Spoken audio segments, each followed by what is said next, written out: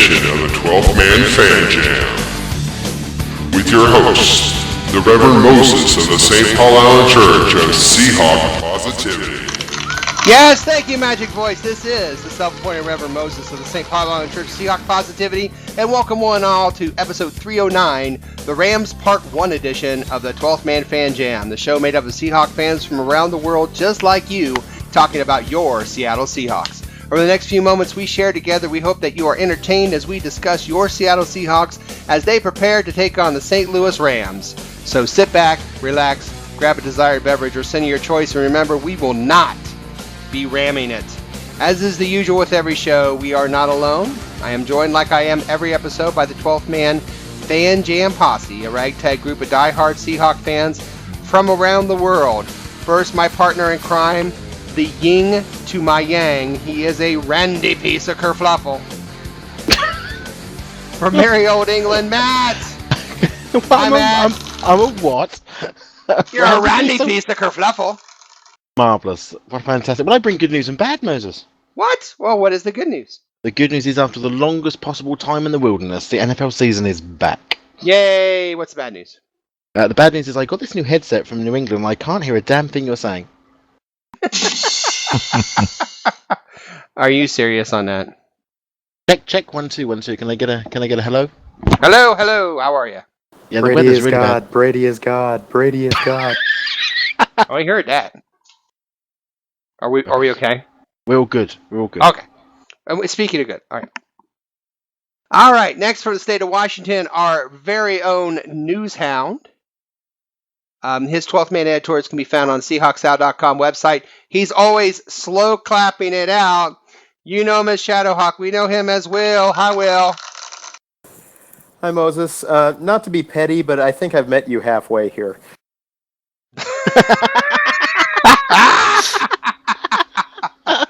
Well, I think you're being petty about it, but that's all right. Someone who's never petty, who I always meet half the way, from the state of California, just up the road from 49er headquarters, our own man behind enemy lines. He once saw Vince Ferragamo at a car wash. You know him as Zorn76. We know him as Statsman Mark. Hi, Mark.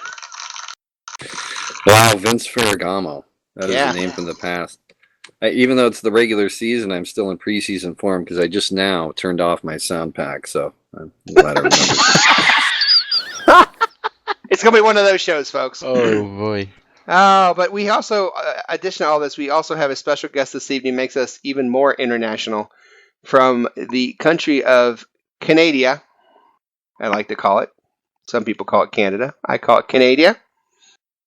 A recent inductee in the PFUFA, representative of your Seattle Seahawks, a tall slice of Canadian bacon, don't wanna be a Canadian. Our own Northernhawk, Andy. Hi, Andy. Good day, everybody. Good day. And it is a good day when you join us, my friend. Hey, Andy. Appreciate that. Thank you. Andy will be talking later at halftime about his experience with the PFUFA and the Canton experience. He was recently inducted, as I mentioned, and we'll talk about that at halftime. We may also hear a little bit from longtime posse member Dustin later in the show. Gentlemen, welcome back to the show. It's been a long time. We have a lot to share. We have some new things on the show. We have some old things, some borrowed things, and of course some Seahawk Blue things. So let's get to it. For those who've listened before, thank you for joining us again. And for those who are listening for the first time, don't worry. We promise we'll be gentle. But be careful, Andy hasn't had his shots. The show, he's Canadian, you don't have to. The show's run like a real NFL football game. We have 4 quarters to the show and even a halftime. The first quarter, will give us the NFL news, what we may have missed during the time we were off. In quarter 2, we'll talk about the Seahawk preseason, kind of sum it up. Our 2-minute warning, we will give our mind-blowing season predictions. So get ready for that. At halftime will be our interview, of course, with Andy and how he did in Canton and getting inducted into PFUFA. Quarter 3, we will talk about injuries. We'll talk about stats. We'll talk about lines. And we'll even have a little drink. We'll talk about that later. And quarter 4, we will finish with our game prediction, prognostication, and game balls for the Seattle Seahawks and the St. Louis Rams. But before we do all that, we'd like to remind you to like, share, and subscribe to the Seahawk Positivity YouTube channel. Contact us on this thread or on the comments section of this video for feedback. Email us at 12thmanfanjam@gmail.com. Tell us what you think. Join us at our Facebook group, 12th Man Fan Jam Show. We have lots of Seahawk discussions and fun on there. All our shows are on there, some outtakes. Come join in on the fun there. We're also on Twitter at Seahawk Positivity. And let's go ahead and get the first quarter started with news.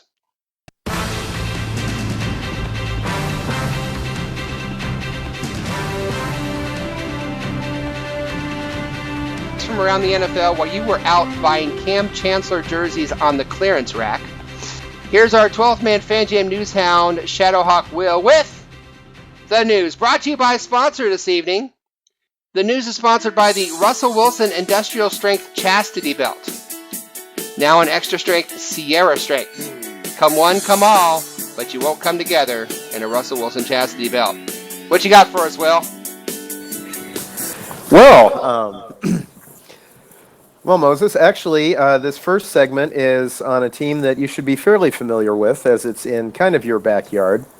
That would be the Indianapolis Colts, who are being pegged by a lot of people as a possible Super Bowl contender. But apparently not all is all rainbow Skittles and unicorn farts over in Indianapolis. There is a bit of a rift growing between General Manager Ryan Grigson and Coach Chuck Pagano. Now that in and of itself, not such a big deal. I mean, the coach and the GM don't always have to get along to do well. I mean, you look at Mike Holmgren and Tim Ruskell during their time in Seattle. They still got to a Super Bowl, but problem is, it looks like Ryan Grigson is doing more than just doing branching out a little farther than most coaches would like. According to sources that talk to the Indianapolis Star, Grigson inserts himself into lineup decisions, among other things. As an example, Grigson was heavily involved in the team's decision to, quote, change centers twice during the 2014 season, including the first change from A.Q. Shipley to John Harrison that a lot of people thought was an unwarranted change. There's a perception in NFL circles that Grigson is calling a lot of the shots at Colts headquarters. That's the kind of thing that can really frustrate head coaches, especially coaches like Chuck Pagano, whose contracts are up at the end of the year. And, oh, by the way, owner Irsay, whose first name I'm blanking on at the moment, he's a bit of a factor. Thank you. He's the one that empowered Grigson, so if Grigson is making these changes, he's likely doing that with the owner's blessing. Wow. So, Grigson's gotten a lot of good reputation for his decision to draft Andrew Luck in 2012, even though 32 GMs in the league would have drafted Andrew Luck if given the chance in 2012. But you get the feeling if the Colts don't do as well this year as some people think they will, Pagano might be on his way out. Yeah, there's some mumbling about that. Maddie, I know you don't know much about the Colts, but they seem to be in the playoffs, and they don't seem to have a lot on paper. I mean, honestly, you look at that team, you kind of go, other than Luck, you kind of go, huh? But there they are winning 12 or 13 games. I mean, do you think it's right that a coach wins that many games? Yeah, well, it's winning games, and it's winning games that matter. And you can have as many sort of game-winning seasons as you like. If you don't get through the playoffs, then really it's all for nothing. It doesn't really make much difference. I mean, as long as everyone's got the right inflated balls when they're playing them and everything's going well, it should be okay. But no, it's difficult when your management team in the background is sort of infighting. It's not what you want. Thank God we don't have that in Seattle. Oh, isn't that the truth? Thank God for that. Mark, speaking of wonderful combinations of coaching and management, I know you're very close just down the street from 49er headquarters. What would the 49ers consider doing something like this, having their GM take over for their coach? Well, I don't know. Anything's possible with Tom Sula, I mean, with that whole arrangement, actually, Tom Sula's just a yes man. That's why they kept it in-house and they picked him. But the Colt thing I had not heard of until just now. So it's interesting because that's a team that actually has a future. And for the GM to be kind of doing this, and there's that interesting sideline that he may be doing it at the request of Irsay. So, I mean, that's just a weird deal. It's the last thing that team needs because they have a real shot at representing the AFC. So there's a lot at stake in terms of how relations are going, in the front office. Mark, when you said anything is possible, you didn't mean winning a Super Bowl, though, did you? Not winning it. Yeah. No, because Tom Sutter's never going to win a Super Bowl. Yeah, No. let's not get carried away here. Yeah, Let's not get carried away. No, definitely not. Well, I know Jim Irsay from over here is a complete crazy nut. So, it didn't surprise me. He's not one that has all his oars in the water, if you know what I mean. But that doesn't surprise me too much that Irsay would do something like that behind his coach's back, because that's kind of Irsay the way he does. Will, what else you got for us? Well, Moses, probably the only thing that is a worse combination than athletes on Twitter is athletes in nightclubs. New Orleans Saints defensive end Cameron Jordan can vouch for that, as recently he found himself in a police report from his behavior in a local nightclub, where he apparently approached a woman and her boyfriend and flat out told the woman, quote, "I can have any bitch that I want," and then sprayed them both with champagne. Oh, he says the sweetest things. Well, the boyfriend allegedly confronted Jordan about this in the bathroom and said, "Hey, she was not a bitch, she's my girlfriend." Jordan supposedly asked him, "How much do you weigh, 180? The man said he weighed 190, and that's when Jordan allegedly picked him up and, quote, held him high in the air against his will while passersby took pictures. The police have said there's no surveillance footage of the incident, but noted that there were probably about 10 other Saints players in the club that night. And apparently they're not holding it against Jordan because they've voted him a team captain this year. I like the way you bench press 190-year-olds, boy. I just have this image of Jordan holding him up like a fisherman holding up a freshly caught fish, and people taking pictures. And like bench pressing, or like, dry lifting him over. I don't know what you call that, where you're like lifting him over your head. There's nothing like a millionaire holding a guy up and shaking him down for lunch money. Andy, that sounds like a pickup line you've used before. Have you used "I can have any bitch that I want"? No, I can honestly say that is far from Andy. That's for sure. No, they could probably all have me, but I can't have any of them. You play so easy to get. Matt? Moses, I have lost count the number of times I've been held up in club toilets because people have taken pictures of me. I can't even begin to tell you how many times that's happened to me, and I'm still trying to track down this those pictures. Isn't that surprising, I have to say. If anyone does see any pictures of me like that, can you please let me know so I can have them taken down off the interwebs? Thanks. Well, if you would just not love it so much, that's the problem. I've got to stop going back to those clubs. That's what's going to happen. If I didn't go back the 50th time, it wouldn't happen, damn it. Yeah, absolutely. Wow, that sounds like something out of Revenge of the Nerds Part 7 or something. Doesn't it? Seriously? He's going to have a brace on with a lisp, isn't he? Yeah. Nerds! And then he becomes captain, which is even funnier because the team decided, well, you can beat up 190 pounders, so you can be our captain. Can you imagine what would happen if he'd lost, though?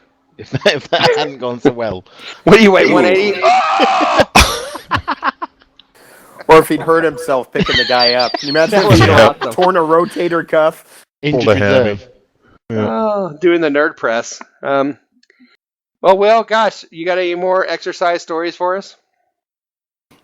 No exercise stories, Moses, but I am here to tell you that the crisis has been averted. Our long national nightmare is over, and the Republic does still stand. Tim Tebow will be on TV this fall. Whew. Oh, thank God. Thank God he's not I on the was field. worried. Well, the Eagles, as you do know, did release him in the final cuts, even after trading Matt Barkley to the Cardinals. He threw 2 touchdown passes and ran for another, but that wasn't enough, and the Eagles decided. Chip Kelly flat out said he wasn't good enough to be the Eagles' third quarterback. Ouch. Yeah. Ooh. But, however, he is back on ESPN. Specifically, the ESPN-owned network, the SEC network, announced on Wednesday that Tebow would be back on their traveling pregame show, SEC Nation, this Saturday. Oh, thank God. Greg McElroy, another former NFL quarterback for about 5 minutes, was holding down Tebow's spot while he gave the NFL another shot, but Tebow will be back as of this Saturday, so whew, I don't know about you, but my heart was in my throat. Just saved my fall. You know what? Every time I hear the word Tim Tebow, the only theme tune that goes through my head is The Littlest Hobo. Do you remember that? With the dog that never stayed in the same place for longer than 2 minutes. Well done. Oh my God, the littlest hobo. Now there's a blast from the past. Oh, Yeah. gosh. But you've got to be pretty. You must be pretty crap at football if the Canadians don't want you either. I mean, you've got to be. I mean, that's just. Got to just give up the ghost, don't you? Well, he's not willing to go to Canada. I can't imagine why. They It's a nice don't country. want him. They don't want him. Full of great people. Why wouldn't you want to come up here? Yeah, what the hell's wrong with you, Andy? I have no idea, hey? Why don't you Stop want being him? mean to Tim Tebow. I thought Canadians were supposed to be polite and welcoming. Here you go. Tim Tebow. Hold on. There it is. There he goes. There's a voice. He's traveling. Keeps on calling me down the road. There he goes. That's where I'm always Want to be. be. Oh, I love it. Sorry, Okay, London. Saturdays. You Oh and my Matt God. had to have colluded on that prior to the taping because you could not have found that on 60 seconds notice. Oh, but I did. He did, because I haven't. Because I know. I don't talk. I don't talk to him unless I have to. So, you know. In my contract. I don't talk to Matt unless You I'm qualified, bastard. unless I'm actually required to do so. But no. It's terrible. There he goes. Oh my God! There's a dog. He's like carrying a gun, like a big old ass rifle, in its mouth. But honestly, And Oh, it'd be cute. it's true. Get a picture of Tim Tebow, put it on the screen, and just play The Littlest Hobo. You can't help but feel sorry for the poor little God, lad. that's funny. Oh, that's gonna be our new gag for Tim Tebow because you know that's not the last time he's gonna be on the news. Well, he is back on ESPN the way nature intended. So Yes. Well, I thought nature intended for him On to be mute. like in a Christian broadcast network, but. All right. Will, awesome, my friend. Thank you for those wonderful stories. anytime, sir.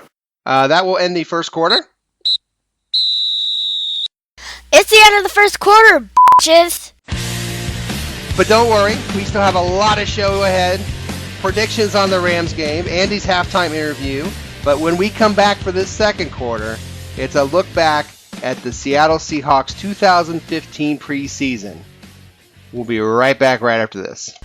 You're listening to the 12th Man Fan Jam on the Seahawk Positivity YouTube channel.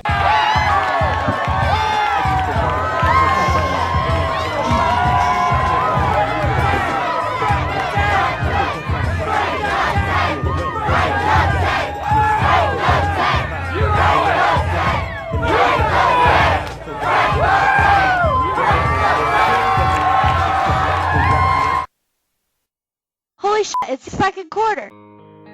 Yes, welcome to the second quarter as we take a look back to the Seahawks preseason from this year. Remember to join our 12th Man Fan Jam show group on Facebook. Email us at 12thmanfanjam@gmail.com and Seahawk Positivity on Twitter. We will remind you the second quarter of your 12th Man Fan Jam show tonight brought to you by our sponsor, the Seahawk Lamb Roaster. Now available in large, extra large, or Jeff Fisher size. Get the roaster with the moster. It's a Seahawk Lamb Roaster. All right. Well, it looks like the 2015 preseason is in the books for the Seahawks, and there was some big surprises, both good and bad. So, Andy, what was your thoughts seeing the preseason? Something that jumped out at you, good or bad, or what are your thoughts on the preseason? I'll be the first to admit I don't typically watch a lot of college ball. So I don't really know a lot of these draft picks when they come up. So for me, Mr. Lockett was an incredible, huge good. Mm-hmm. I just hope that the team integrates him into the offense. They say that he's going to play a lot. He's going to be more than just a special teams kind of guy. So I think he's going to make everybody forget a recent number 11 that used to play on this team, and he's going to do a lot of pride to that number. I think so. To me, guys, and I'll throw it to Mark. To me, Lockett, he just seems to look like he's already been in the league for 8 years. I don't know. Does he have that veteran feel to him, Mark, a little bit? Well, he has, apparently just a really a solid work ethic and obviously great vision, to bust him. It was a kickoff return and a punt return. And a touchdown throw. Yeah.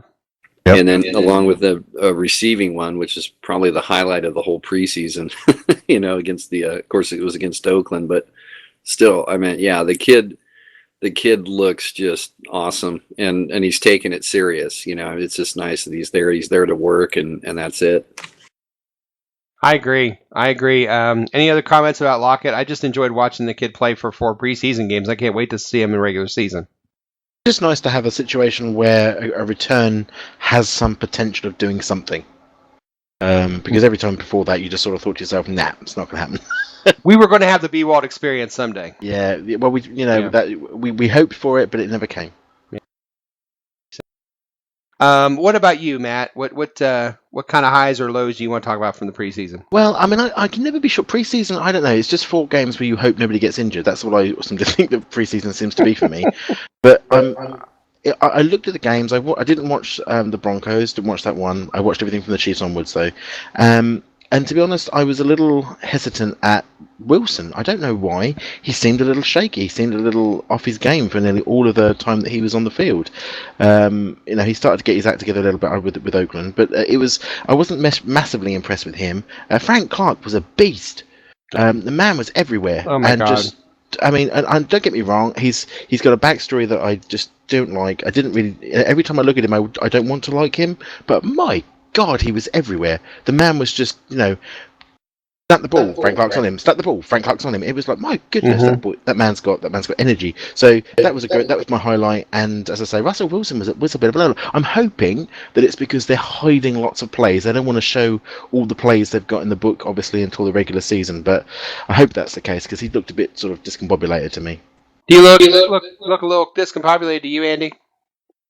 I think there's some shuffling going on that O-line that needs to get sorted out. I think as the preseason kind of went on, once we got into Game 4, obviously, Russell and most of the starters didn't last very long, thanks to that incredible pass and touchdown there. But I'm going to blame the O-line a little bit on that. But I think there's just a lot of change that was coming. I think they'll settle in. Yeah. For me, the preseason is hard to watch the Seahawks because this team is a slow, methodical beatdown. And so it's a 15-round, 60-minute heavyweight fight all the way to the end.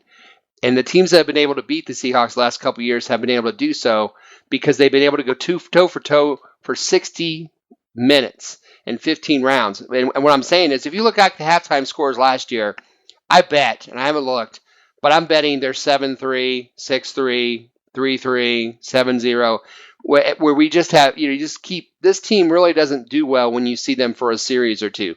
You have to see them for an entire game. And then all of a sudden, it's like 7-7 at halftime and maybe 10-7 in the third. And all of a sudden you look up and it's 30-7. Like, where did that come from? We just beat people to death for 4 quarters. We're you going to say something? But it doesn't make it any easier to watch, though. No, I agree. It's the first halves, and I mean, we'll get to the predictions of the Rams game shortly. But you get to the first halves, you look at those, and you think to yourself, "My goodness, please don't let this happen in the regular season. Please don't let this happen in the regular season."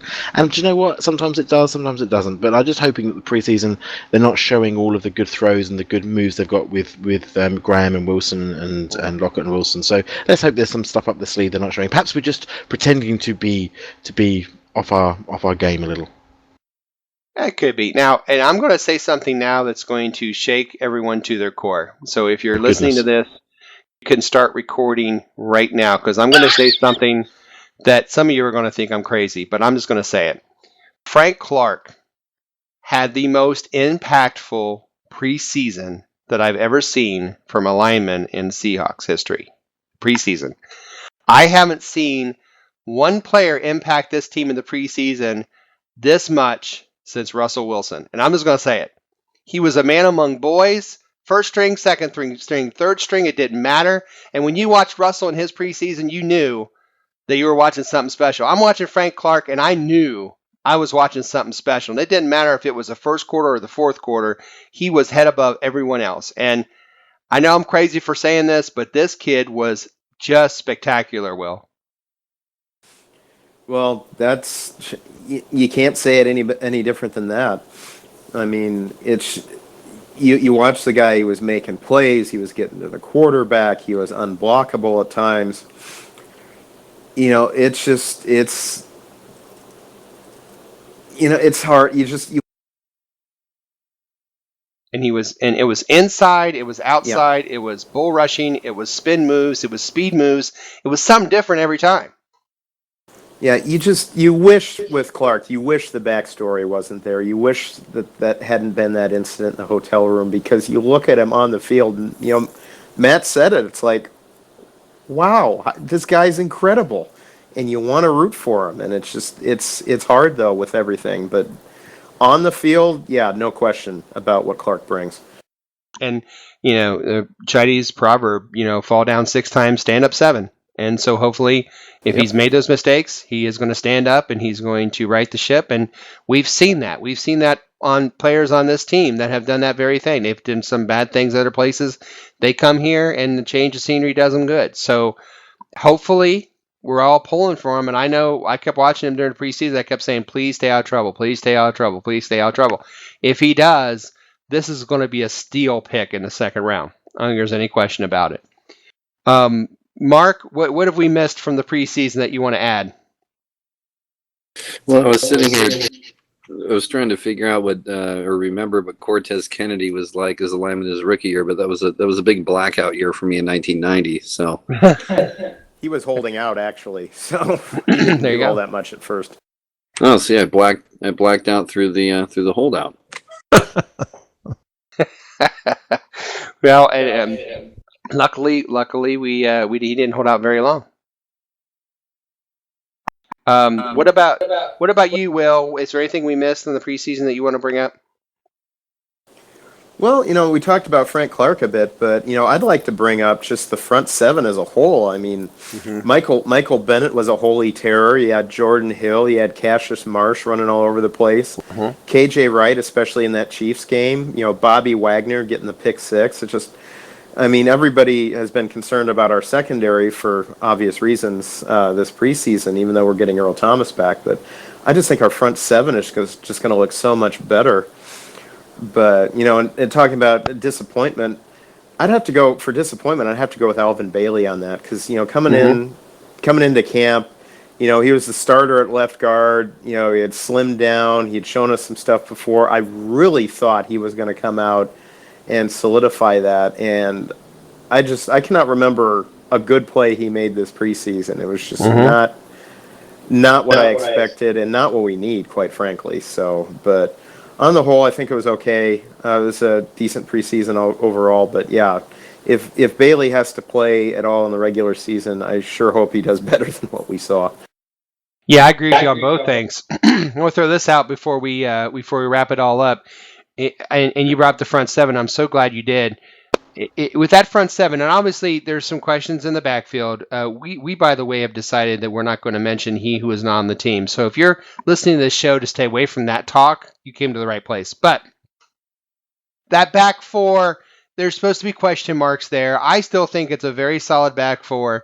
But that front 7, is this front 7 better in your opinion? And we'll go with Mark on this to start. Mark, do you think that what we saw in the preseason made you feel like the front 7 on this team is better than even the team 2000 that won the Super Bowl, 2013? Well, it could be. I was reading something similar to this on what is that site? Is it Field Goals? Field Goals, yeah. And they were saying, I think they were thinking that, assuming that we have a full complement of our usual starters, that this team this year could be better even than the last 2. And to me, it's like, as long as they match what we've seen recently, that's going to be great. But I just, the front 7 is formidable, and they're all just so athletic. It isn't like everybody's 380 pounds and just lumbering. It's like these guys can just do it all, and they cover a lot of ground. So, and we'll need them, obviously. So, absolutely. Andy, what are your thoughts on that? Do you think this defense looks better than ever? Yeah, I do. I think with the depth is there now, I think we've built this template of The front seven doesn't necessarily need to be 300-pound guys. We got some guys that are smaller, but they're strong, they're fast, they're hungry. I think the defense is going to take us a long way again. I do too. I definitely do too. It was a pretty good preseason overall. I think we have a lot to be excited about. And I think there were enough concerns that kind of make you raise your eyebrows a little bit at this team. But I think overall, this team looks pretty ready to defend their NFC championship. Yeah, I think what I would say, Moses, is that there's been a lot of distraction. We're not going to mention him, but there's been a lot of distractions around the team, which the media and everyone else has been focusing upon as to what difference that might make.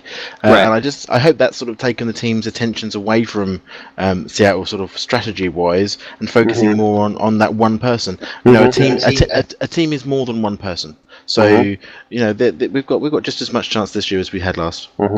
I agree wholeheartedly.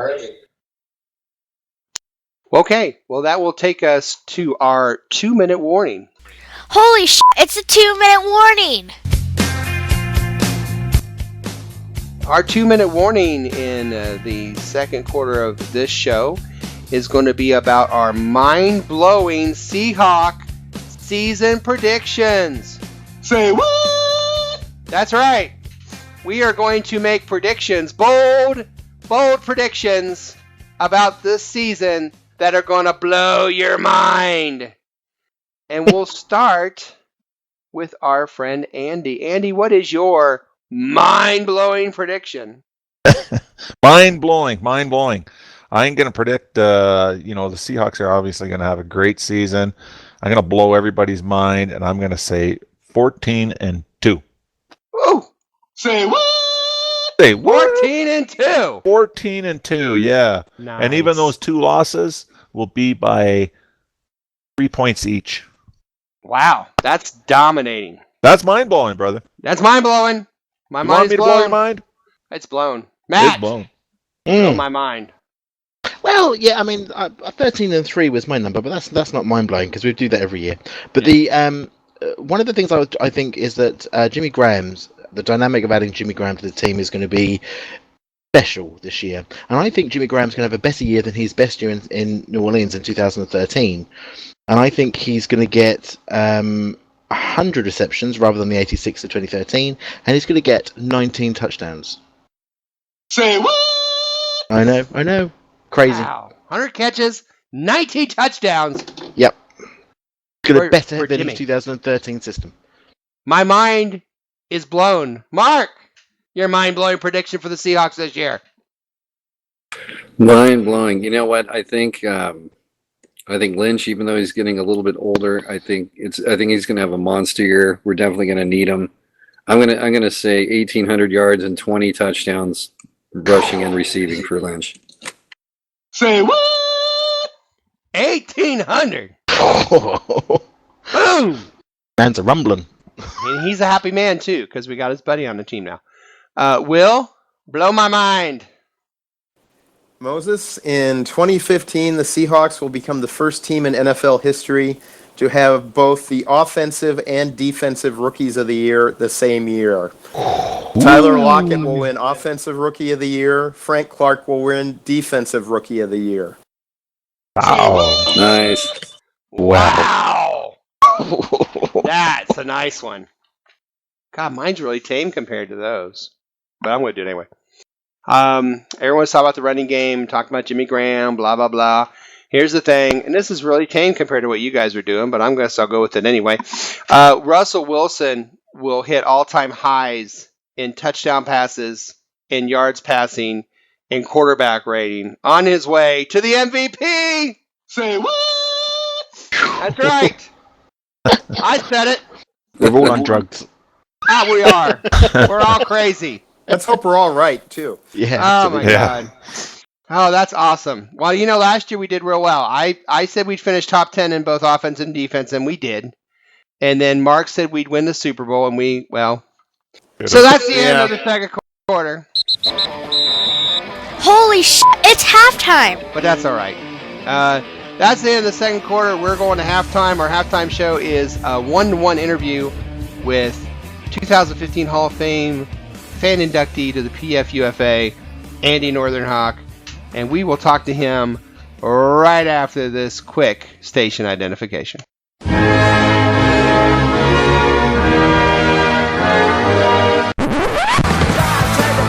Hey, this is Matt, all the way from merry old England, and you're listening to the 12th Man Fan Jam.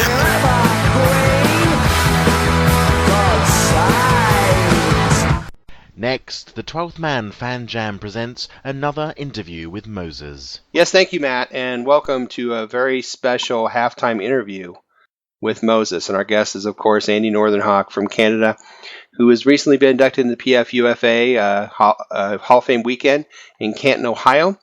So I thought we'd ask him about his experience. Andy, again, thank you for being on the show. Hey, thanks for having me. Really appreciate it. Absolutely. And if you could tell everybody, what is the PFUFA and what do they do? Well, the PFUFA is a bunch of crazy hardcore fans from currently 30 out of 32 teams in the NFL. Quick and easy mission statement: promote fellowship of fans, encouragement sportsmanship, and also big on the charitable activities. Very nice group. And how did you get involved with the PFUFA? How did that all come about? Well, last year I was kind of surprised. Jim Sabato and Brad Carter, we were all out at a little, Laura Carter, we were all at a little get-together one evening, and out of nowhere, Jimmy handed me what they call a draft card, which is essentially the first step into getting into the organization. So I was... I'd heard a little bit about the organization before that, just from knowing other members and stuff like that, but I was pretty much blown away just to be considered, to be honest with you. Excellent. So you were handed a draft card, and then what? You do the draft card, and then you've got some steps to go through. You build up a profile about yourself, to tell others, what you do, what your game day is like. And again, I mentioned earlier, big on the charity stuff. So they want you to talk about your charitable activities and stuff like that. So that was pretty easy for me. That goes to a membership committee. They look at it, and amongst themselves, they decide if you're worthy of taking the next step. If they deem that you're worthy to take the next step, you go through a couple of phone interviews with a couple senior members. I was honored to be interviewed by a gentleman named Ron Ricard, who's a diehard Oakland Raider fan. And just a little side story on that, he asked me how many games I'd been to and last year, and I said, well, I've been to 5. And he kind of giggled a little bit, and he says, oh, that's all? He says, I've been to 245 or whatever the number was. And believe it or not, and I've met the man. He's that's 245 consecutive Raider games. So these are the kind of fans we're talking about. Home and road games. Home, road, and he lives in Southern California, so even a home game, much like myself, even a home game is a road game. So it's that kind of those kind of fans, and it's a pretty big honor just to be considered, to be honest with you. So. Mm-hmm. So you go through the phone interview, and they decide that you're worth at least examining, I guess. When you go to Canton, do you know that it's a done deal, or is there more work to be done? No, it's definitely not a done deal. They try to do more of the pre-screening beforehand. It's a little tough to expect somebody to spend a week and come to Canton, spend the money and stuff. So I think they got a decent idea, but you're still being watched 100% of the time while you're there. You've got some events that you participate in. They really want you to get out and talk to people and meet people and make sure that people get an opportunity to meet you and stuff like that. So there's it's at the same time as the Hall of Fame weekend. So Canton itself is packed. There's people everywhere. There's a couple big events. They have what they call the first ball. The kids of Canton kind of line the streets of Canton, and they run past, carry a ball through the whole city. And there's thousands of kids, and so we support that. And there's some alumni players around, and a lot of media, a lot of other people like that. And then the ball ends up at the Hall of Fame. So that's kind of the event that kicks it all off.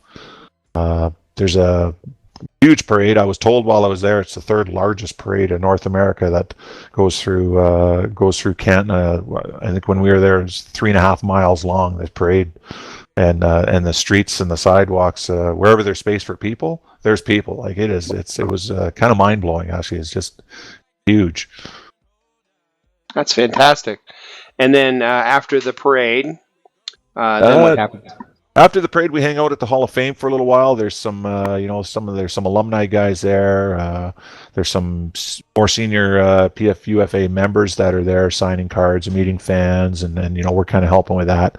And then we leave there and we go to what they call the J. Babe Stern Community Center, which Canton's not an extremely rich community by any means. So the J Babe is a it's a youth center, it's a drop-in center. It's they've got lots of people that are dropping in there for programs with the local police, and there's a lot of people that are really down and out. So when we were there, I think we had about 1,200, 1,300 people that came through. They had free lunch. They get backpacks, they get school supplies, that kind of stuff. All the teams, send stickers and buttons with their team logos and stuff. And then the PFUFA is huge with the J. Babe Center, because we actually have, while I was there, they actually opened a room at the center that is actually called the PFUFA room now. Wow. It's basically, put together through funds and everything through the PFUFA support. Fantastic. Yeah. Sorry, go ahead. No, go ahead. Yeah, so like I said, it was a huge, it was a great moment. It was definitely the highlight of my weekend. When you've got these little kids that are coming through there, and I mean, you can tell, right? You can tell which kids don't have much, and my task is when you arrive as a prospect, they just give you a job, and I had the job of handing out toys, and man, that's a job I could do every day of the year, I think. 'Cause it didn't pay, but the rewards were incredible, so it was something I'll never forget. That's spectacular. Now, do you have like an actual induction ceremony then, or? Yeah, so they go. Said you're getting watched the whole weekend. There's a membership committee, so they get together on Saturday afternoon, and basically they vote. You need an 80% positive vote, and they tell you that night. And then Sunday morning, you go to the Hall of Fame. There's a big conference room. I'm not sure if it's the same. I don't imagine it's the same conference room that the players get inducted in, but we have a big breakfast there, and then one by one we all are inducted into the club. Spectacular. How many people were inducted this year? Do you remember?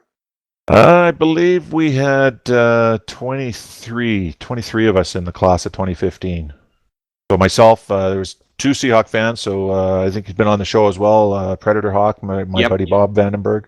Absolutely. So him and I were both inducted this year, which was a great honor. I'd got to spend a lot of time with Bob, and we had a great time. He's a very worthy classmate for sure. He definitely is. And now, is there a limit to how many teams can send? Well, they're trying to downsize a little bit because this group's been together since '99, and it's kind of starting to grow a little bit now. So this was the final year, I believe, for each team to be able to get in 2 people. And obviously, with 23 inductees, not everybody had 2. Right. But path forward is that each team, the maximum will be 1 per team. So. Very good, very good. Well, I can't think of two more worthy people than you and Predator Hawk. Does anybody have any other questions for Andy about his experience? Hey, Andy, I was just wondering if you had been to the Pro Football Hall of Fame prior to your induction weekend, and if so, how different was it to go back knowing that from now on you're a part of that Hall of Fame now? I'd never been to Ohio before this summer, so no, I had never been there. It was always kind of one of those destinations I always wanted to be. Unfortunately, it's crazy busy there with the Hall of Fame weekend. So we spent some time Sunday after the breakfast, kind of wandering around, and but the lineups are pretty long and all that stuff. But it's a pretty cool place to be. There's lots to see and do, and I'd recommend if you're a football fan at all, it's a must-see destination. Wonderful. I second that. I was there when Largent got inducted, and it is a great trip if you can make it. Any other questions for Andy? Andy, who are the two teams that don't have any representation? Well, it's funny you should say that because it'll be two of our favorites. We currently have no active members from the Patriots, which seems to be okay with a lot of people. And and oddly enough, there's no active members from the 49ers currently. So, What? Oh, wow. so they've had a couple. They had one gentleman that was in just shortly passed away not too long ago. His wife actually showed up on Saturday and kind of hung out for a while, so I thought that was pretty classy. But and that's kind of the word of the group is class. Like I wasn't sure what to expect. I thought it was going to be a bunch of A type people, a lot of egos and all that kind of stuff, and my team's better than your team, all that. And we're all wearing our colors the whole weekend and stuff like that. But there's no division. Like it's everybody's there to be together, and it was really cool actually. So That's very awesome. I know I met a few of them through mutual friends, and everyone that I've met that is affiliated with that group is just class from beginning to end. I couldn't find a nicer group of people representing their teams the way that you should, and it just seems like everyone I've met there has just been class actors, no doubt about that. yeah, thanks, and I totally agree with you. I mean, Yeah. just to close out on that. I mean, on Saturday night, of course, Junior Seau was inducted into the Hall of Fame this year. His family showed up at the PFUFA tailgate. And of course, which blew away the Charger fans that were there, but all of us. I mean, they had a speech, and it was pretty overwhelming actually. So I mean, not just any organization gets a Hall of Fame family showing up at their tailgate party. Absolutely. Any final questions for Andy and his experience? Okay, Andy. Well, thank you so much for being here on the show, and thank you for your interview, and congratulations again to you and Predator Hawk for representing our Seattle Seahawks. Awesome. Thanks, Moses. You bet, man. All right, we're going to take a quick break here at halftime, and we are going to come back with a third quarter. In between second and third quarter, you get to hear what's for dinner for the Rams game. We're going to turn in the second half into talking about this upcoming game between your Seattle Seahawks and the St. Louis/Los Angeles Rams.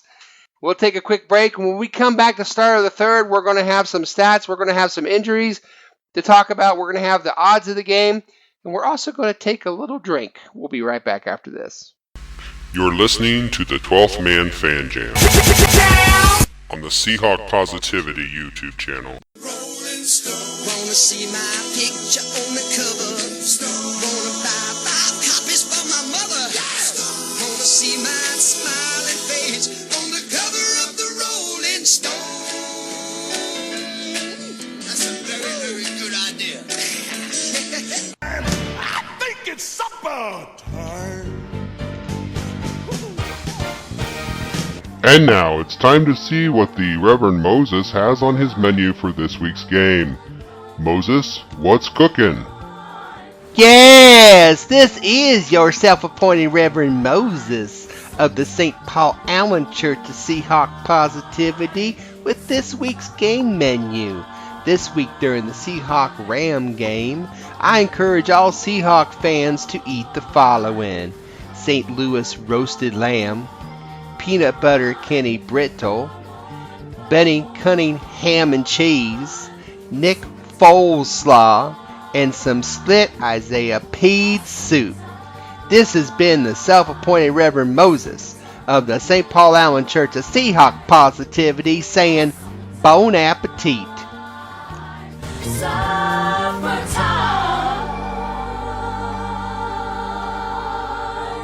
Holy shit, it's the third quarter.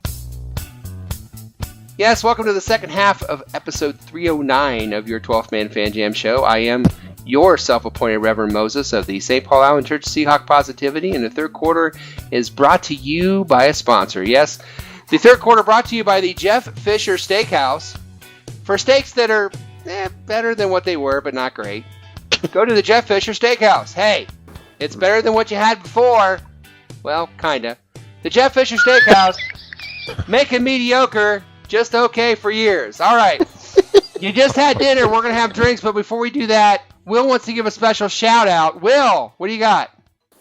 Thank you, Moses. I want to give a shout out to Matt Mikolas, known as Slickhawk, to his close Seahawk fan friends. He's been working for a while for KJR Radio, AM 950 in the Seattle area, an iHeart radio station. Anyway, he's been working for a while as a producer on their morning show, and this past Friday, September 11th, he is now hosting the Friday night show called 12th Man Mania that runs on KJR from 7 o'clock to 9:30. And I just want to give him a shout out, give him a little congratulations. He's worked very hard to get to this point. He is very good on the radio, and I'm sure his show is going to be a big hit and a springboard to even better things. So if you're in the Seattle area, or if you have internet access and you want to listen in, again, that's KJR Radio, 950 AM, from 7 o'clock to 9:30 Pacific Time. Absolutely. And if you listen to the last half of that show, you just might hear the Reverend give a sermon of Seahawk positivity. So get ready for that. But yes, hats off to Matt. Wonderful, wonderful guy. If you know him as Slickhawk, he is just a wonderful person, a great friend, and couldn't be happier for him hosting the show. I'm excited about this season with him hosting, and I know it's just going to be a blast in there. So the kids dig it. I dig it. Will digs it. We all dig it. It's awesome. You could listen to that show. See, on Friday nights, you can listen to that, and then on Saturdays, you can listen to us. So it's perfect, and we all are in harmony. But as I mentioned, we had dinner there between second and third quarter with the Reverend, but now it's time to have a drink. Yes, it's time for a new feature I like to call Drink of the Week.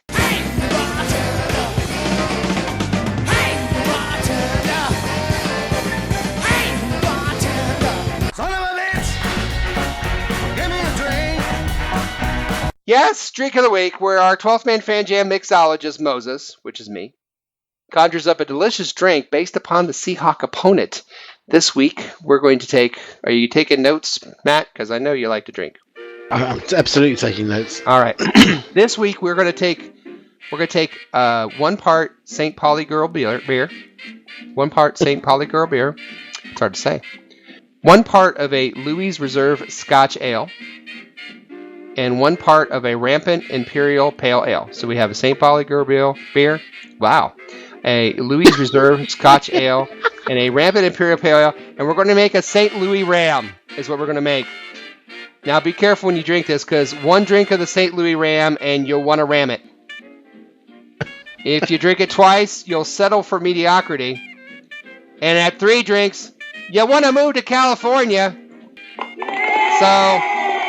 And we'll start slow clapping it out. Clapping out. That's your drink of the week. So we'd like to remind you that the 12th Man Fan Jam does not advocate drinking or mixing the drinks discussed here. So do so at your own risk. Please be aware that Moses on the 12th Man Fan Jam is not a licensed drinkologist, nor does he pretend to be one, even if he sleeps at a Holiday Inn a night before. In fact, Moses can't even make a decent drink ever. Even his milkshakes suck. So does his Kool-Aid. He actually once mixed milkshake. He once mixed root beer and root beer schnapps. I'm not kidding. What kind of person does that? Who thinks that's a good idea?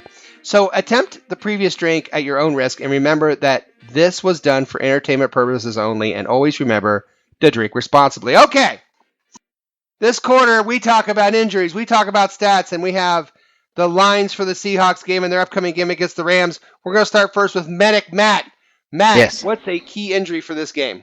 Well, we're at the beginning of the season, so there's not an awful lot to talk about in terms of real injuries. The only injury that we've actually got a confirmed player who's out is linebacker Mike Morgan, who's out with a hamstring. But that's, he's not a key injury, I'm afraid. Sorry, Mike. The injury really is one still from last season, which is going to be coming on into this season, which is Earl Thomas and his shoulder job that he's got going on. Obviously had surgery and all that sort of stuff. He says his shoulder is fine. He was cleared from PUP on the 5th of August, but I understand he will be wearing a shoulder harness for this game, reluctantly, but he hasn't been hit or tackled at all in practice yet.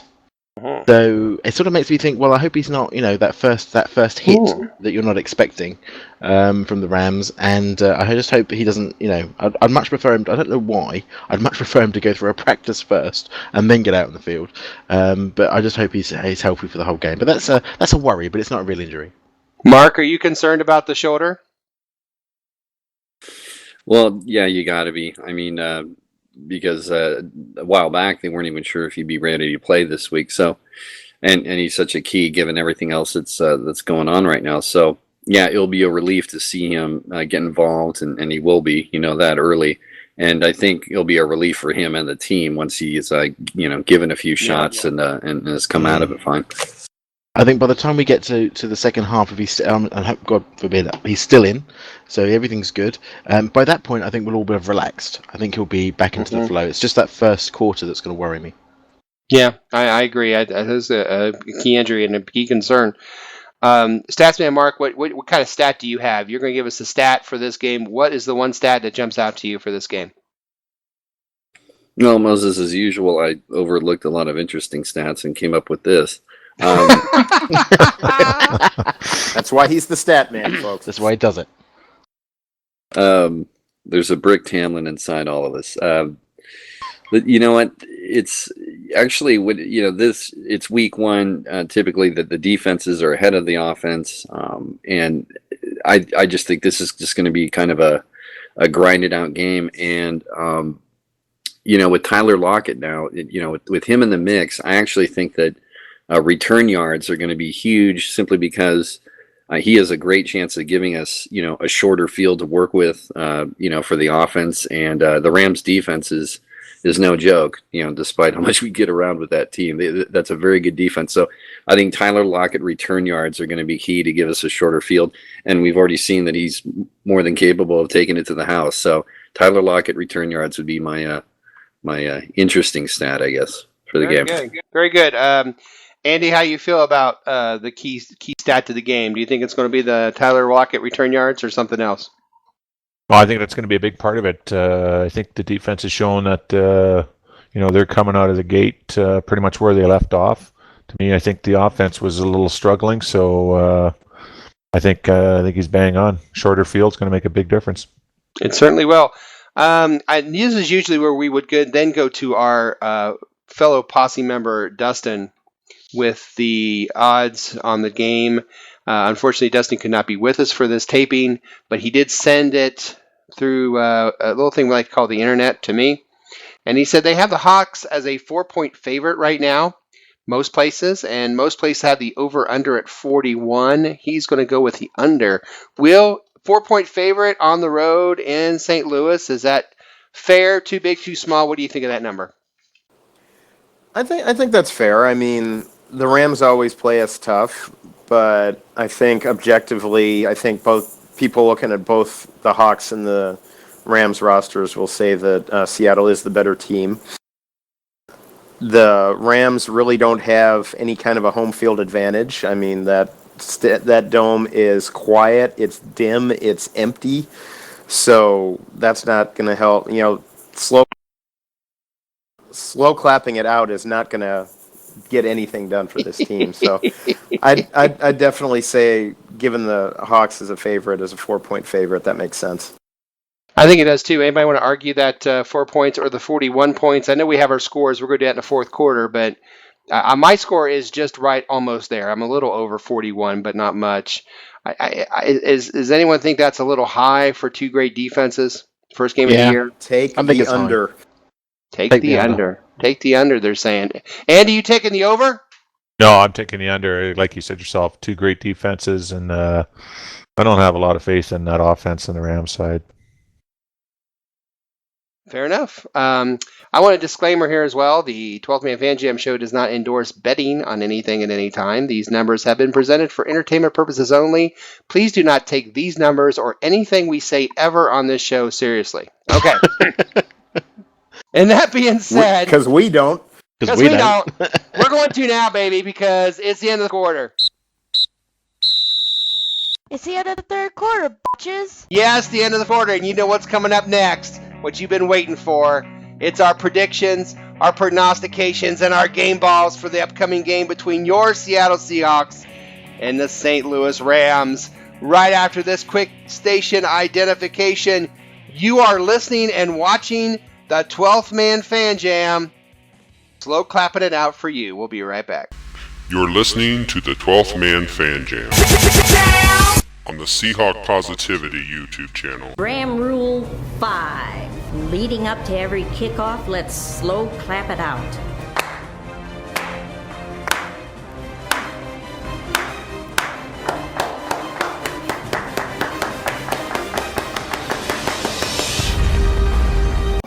What you just said is one of the most insanely idiotic things I have ever heard. Everyone in this room is now dumber for having listened to it.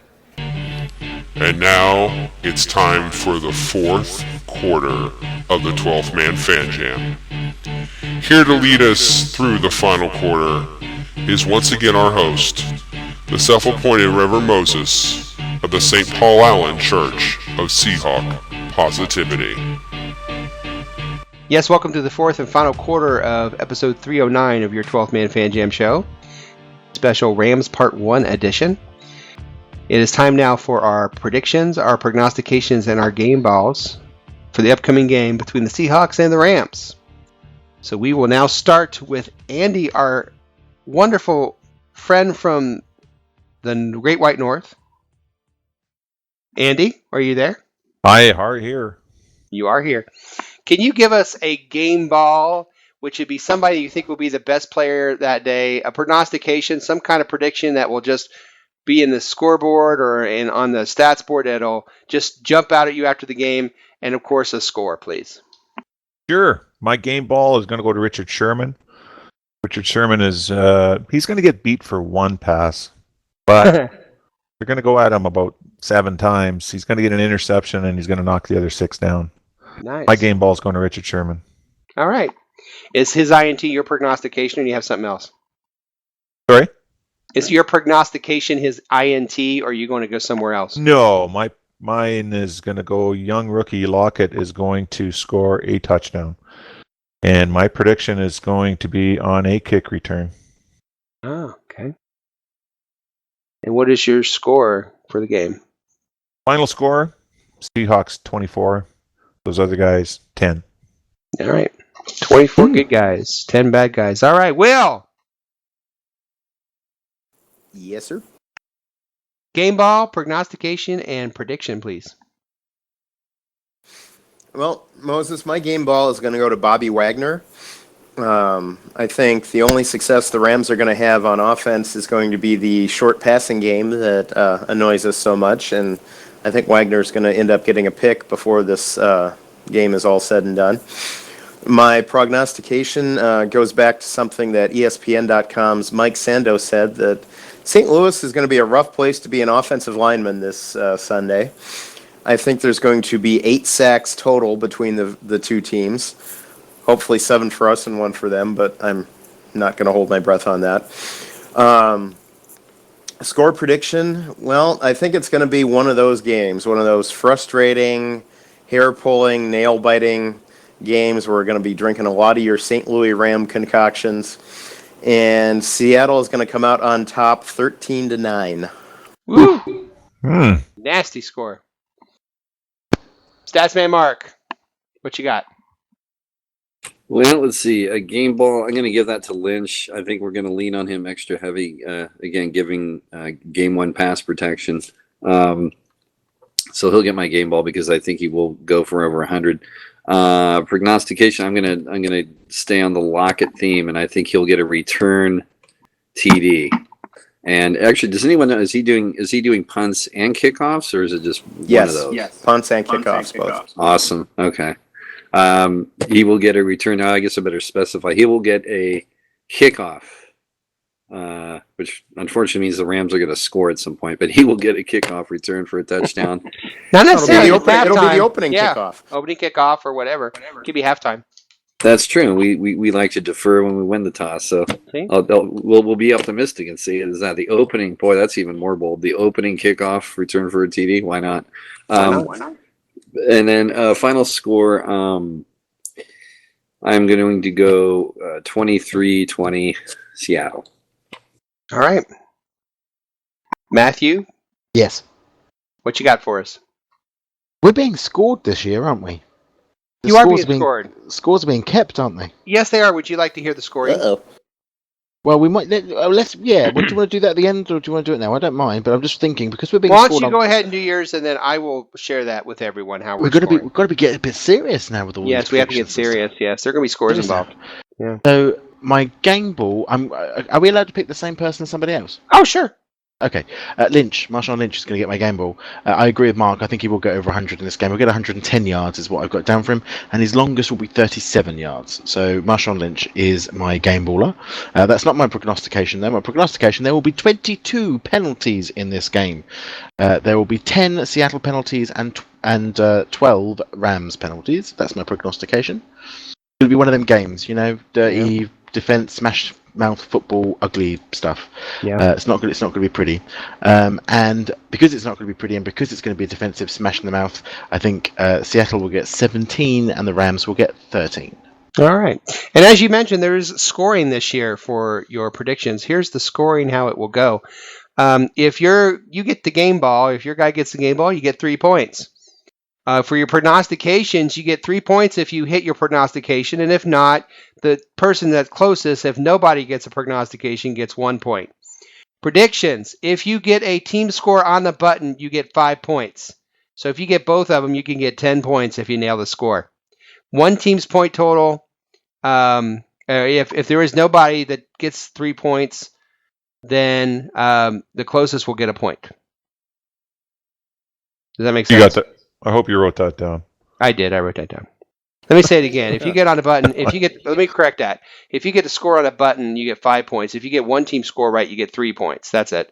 And if nobody gets the score right, whoever's the closest, we decide the closest, they get a point. And then at the end of the year, we'll total all that up. We'll continue running tabulation during the season, so everyone can know how we're doing. And Andy, you will be listed in our group. We will have people during the year. You'll kind of be lumped with them as our guest spot.